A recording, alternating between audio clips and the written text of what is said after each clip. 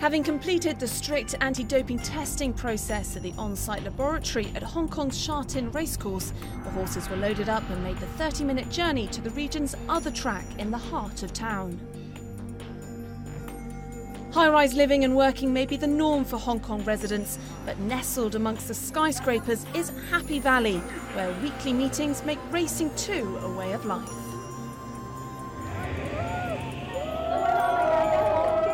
Earlier in the programme we saw how passionate the fans are in Japan. Here in Hong Kong the sport is equally popular. Come rain or shine, tens of thousands pack into what they call Happy Wednesday. It is a magnificent city centre racecourse, and although it's just an ordinary midweek meeting, you can see absolutely how packed it is here. The 7-storey stands at Happy Valley are regularly packed out with local fans and tourists alike. The introduction of a beer garden, live music and entertainment between races now make it a regular after-work gathering place for the younger generations. Well, it's my first time here, and it's just a really cool atmosphere. It's not all, there's racing, there's fun, there's drinking. It's just a really good time overall. I come with my friends. It's for happy hour, for drink and for food, and for money. Yesterday we went to Macau to see to play casino, but here is more fun than there. It was the downturn in racing in the late 90s that forced the Hong Kong Jockey Club to rethink its strategy and modernise its racing experience. It's obviously now thriving again, for the most down to extensive research that was done to understand the true passion behind the fans. I've just been at the Japan Cup, or I was there watching the Japan Cup with the fans, and they're certainly passionate, super fans we called them. How does it compare here? What are your fans like? If one of our top jockeys and David Beckham goes in a restaurant and there's one seat available, I'm sure our jockey gets a place. Our fans are passionate too. So they follow the Hong Kong horses, they follow when the horses go overseas. So I think it is a different form of passion. The Japanese really have the shrine, etc. Hong Kong people are extremely result-oriented. They want to see the horse win, and they follow them, and they know in a way not only the horse, they know the life of the trainer inside out, they know the life of the jockey inside out, and the owner.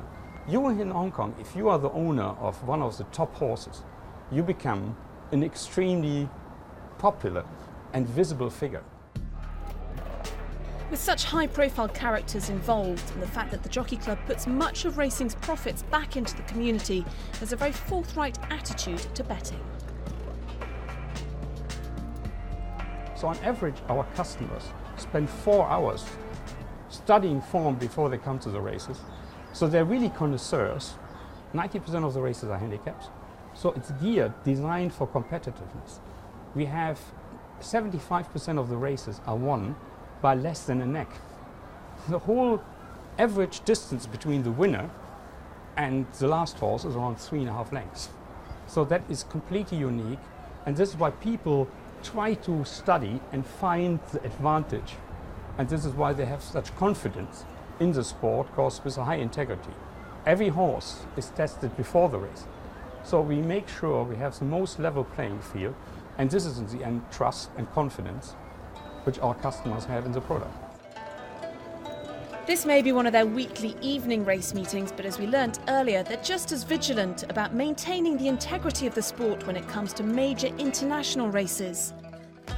Just 10 days later, over 100,000 dedicated fans flocked to Sha Tin for Flat Racing's annual end-of-year showcase, the Hong Kong International Races.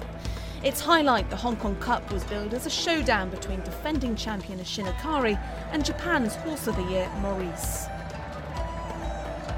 Stand by for the roar and the gates to open. The Longines Hong Kong Cup, they're off, and Designs on Rome and Morris were both slow out of the gates.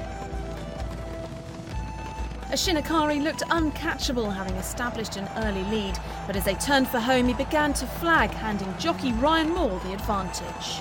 Morris careering away with 100 to go. He'll sign off as one of Japan's greatest, and Morris, what a champion, wins the cup.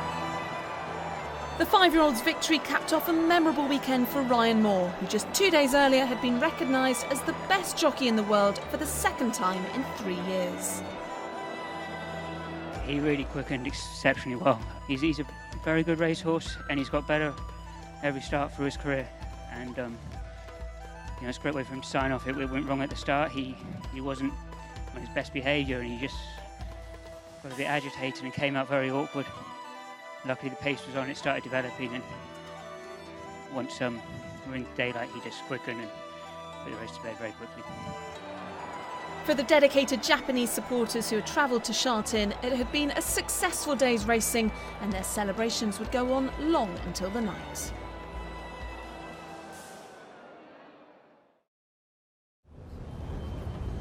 So that's it from Hong Kong. It has been quite a journey finding out how successful racing is both here and in Japan, and just how passionate the fans are. Next month, then, we're in South America, in Uruguay, where the Ramirez Prize is the big event, and it's been drawing crowds to the capital since 1898. We'll see you then.